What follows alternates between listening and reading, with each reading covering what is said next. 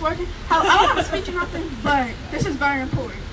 Everybody here has I'm assuming most people here.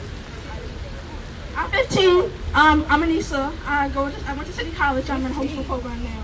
But when I was going to City College, we had sex education practices, but when we went to queer education, it wasn't. First of all, they was teaching abstinence, which isn't reliable for anybody.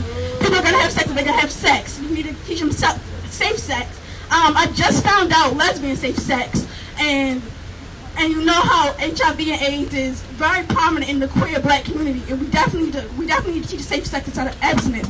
But definitely when we was learning about queer education, there was multiple microaggressions and multiple homophobic and transphobic things said, and there was no punishment. And even when I still went to school in person, there was no punishment for that.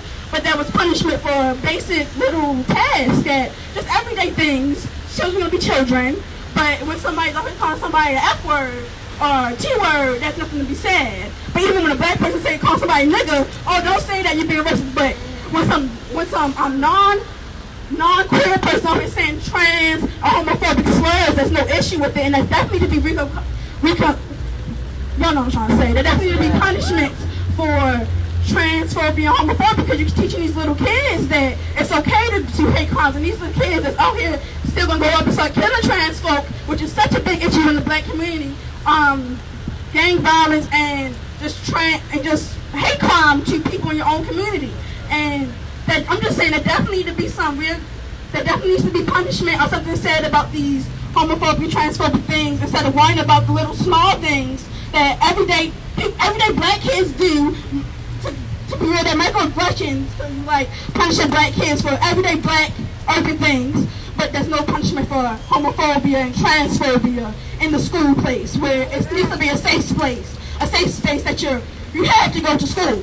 And there's queer people that having to go to school and having to hear these things, and you have to think that's not taking a toll in their mental health at all? Because we know about the trans suicide rate, and we know about the queer suicide rate, but you're just allowing these things to happen every day in school.